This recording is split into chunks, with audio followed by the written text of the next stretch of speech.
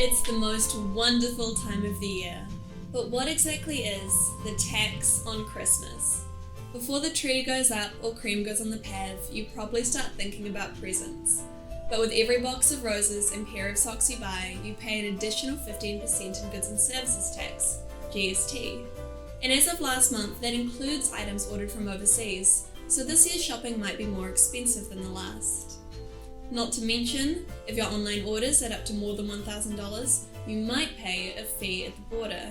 And if you get really unlucky, you could stumble across a tariff. For example, a pair of shoes bought from the United States could land you with a further 10% charge. The alternative is to buy from New Zealand businesses, but these pay a comparatively high company tax and pass it on to you.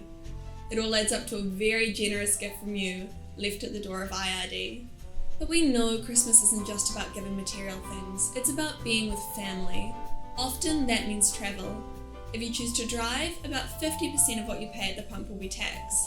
So if driving home for Christmas is a long trip, you'll pay $100 or more to the government. But you can't avoid tax by flying either. You'll pay a security levy just to get on the plane. And if your family or friends are visiting from overseas, they'll pay an extra visitor's tax of up to $35 each. You'd think, once the presents were purchased and you'd arrived with the plane, government would leave you alone. But councils want to get in on the action too. More and more of them are introducing levies on accommodation, so when there aren't enough beds at mum's place, you're up for another fee.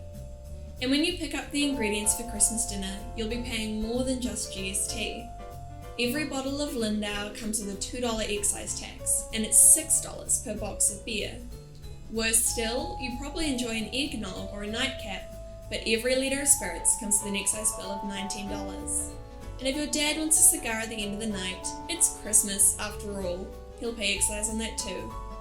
Finally, you'll make it to Boxing Day, but the government will still be merrily lining its pockets.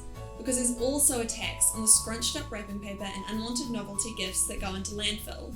In fact, last month the government proposed to make that tax 6 times more expensive. And how do you pay for all this? Well, with your income or savings, both of which have already been taxed at up to 33% themselves. You just have to hope that Christmas lottery ticket from Grandma pays off, particularly since she paid a gambler's levy for that. But here's the real nightmare before Christmas. The way things are going, New Zealanders are getting off lightly this year. Over the past 12 months, politicians and lobbyists have called for sugar taxes, meat taxes, and even higher excise taxes on alcohol. The holidays. It's the most wonderful time of the year for the taxman. Merry Christmas from the New Zealand Taxpayers Union. In the time it takes for me to say this sentence, the government has spent 25,068 taxpayer dollars. We are the group holding them to account for every cent. Join the Taxpayers Union at taxpayers.org.nz.